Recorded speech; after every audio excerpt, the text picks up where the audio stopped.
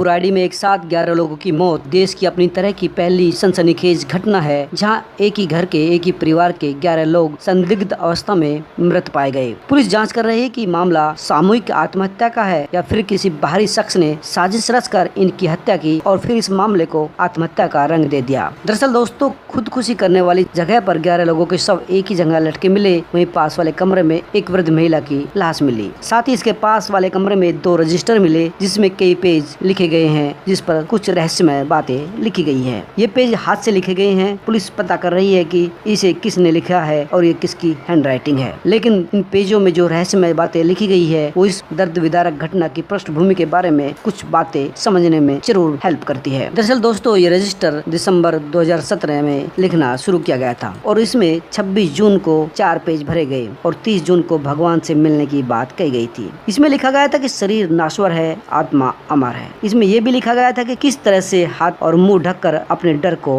भगाना है, उससे उबरना है। साथ ही निर्वाण का भी जिक्र किया गया था। एक पेज पर लिखा है, रात में 1 बजे के बाद जाप शुरू करो, मौत से पहले अपनी आंखें बंद करो, कपड़े और रुई रखकर मरते समय छटपटाहट होगी, इसलिए अपने हाथ काबू करने के लिए उन्हें बांध दो। ये काम शनिवार और गुरुवार को करो तो अच्छा रहेगा। यानी शनिवार गुरुवार का दिन बताया गया था। इससे अंदाजा लगाया जा सकता है कि इस रजिस्टर में मौत और मोक्ष की बातों को किस तरह से ये लोग महसूस करते थे और इसी चक्कर में इतना बड़ा हादसा हो गया। दोस्तों, चौंकाने वाली बात यह है कि घर के सारे मोबाइल्स और टैब मंदिर के पास एक पॉलीथीन में बांध कर रखे गए थे और सभी साइलेंट मोड पर थे। डायरी में लिखा गया है कि सभी को अपने हाथ पैर खुद ही बांधने होंगे। हाँ, हाथ पैर खोलने में हम एक दूसरे की मदद जरूर कर सकते हैं। साथ ही ये भी लिखा गया था कि माताजी बहुत बुजुर्ग है, इसलिए वे साधना करने के लिए स्टूल पर नहीं चढ़ पाएंगी, न ही बहुत देर तक एक जगह खड़ी हो पाएंगी। ऐसे में उन्हें दूसरे कमरे में साधना करनी होगी। साधना के वक्त किसी के भी चेहरे पर तनाव और दुख नहीं झलकना चाहिए। गौरतलब है कि दोस्तों,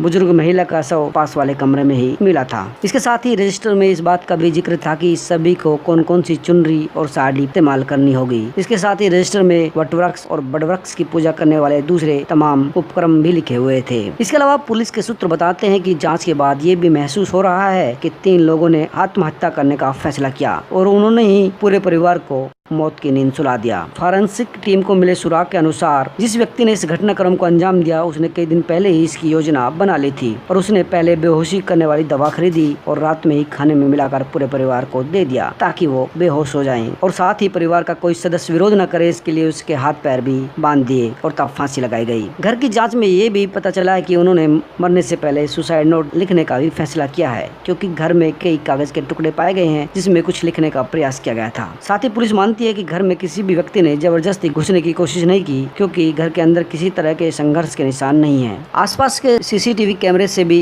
देखने से पता चलता है कि घर में बीती रात में कोई नया व्यक्ति नहीं आया है। ऐसे में पुलिस को शक है कि घर के ही सदस्यों ने इस घटनाकांड को अंजाम दिया है। गौरतलब है कि दोस्तों, मरने वालों में एक वृद्ध महिला, उसके 2 बेटे और उनकी बहुओं के साथ साथ 16-17 साल के 2 जवान लड़के और 4 महिला शामिल थी। इसलिए पुलिस हर पहलू से इस घटनाक्रम की जाँच कर रही है। ये संपन्न परिवार था और दोनों भाई 2 दुकान चलाते थे जो घर में ही निचली तरफ थी, एक किराने की और एक दूसरी फर्नीचर की। जांच के बाद पुलिस को घर में किसी तरह की तोड़फोड़ का कोई निशान नहीं मिला है, न ही कोई कीमती चीज गायब हुई है। यहाँ तक कि पुलिस को घर में काफी मात्रा में कैश भी मिला है। न ही किसी ने मोबाइल फोन से छेड़छाड़ की है। डायरी के एक पन्ने पर लिखा है, पट्टियां अच्छी तरह से बांधनी है, शून्य के अलावा कुछ नहीं दिखना चाहिए। रस्सी के साथ सूती चुन्नियां और साड़ी का भी प्रयोग किया गया, जिस पर धार्मिक शब्दावली लिखी हुई थी। इसके साथ ही घर की एक दीवार पर 11 पाइप लगे हैं, जिसमें 4 सीधे और 7 मुड़े हुए हैं। लगता है इन पाइपों का भी संबंध अंधविश्वास से है, क्योंकि घर में 4 पुरुष और 7 महिलाएं थी। इसमें से एक पाइप जो नीचे की ओर झुका हुआ है, वह दूसरे 10 पाइपों से काफी दूर है और यह दीवार के बगल में खाली प्लाट की तरफ है। डायरी में लिखा है कि 7 दिन तक लगातार पूजा करनी है, लगन और श्रद्धा के साथ। घर में कोई आए तो अगले दिन पूजा की जाए। डायरी में इसकी क्रिया भी बताई गई है। डायरी में यह भी लिखा है कि सबकी सोच एक जैसी होनी चाहिए, पहले से ज्यादा दृढ़ता के साथ काम करना चाहिए। साथ ही ये भी लिखा है कि हाथों की पट्टियां बच जाए तो उन्हें आंखों पर डबल करना चाहिए, मुंह की पट्टी को भी रुमाल से डबल कर लेना चाहिए। जितनी दृढ़ता और श्रद्धा दिखाओ।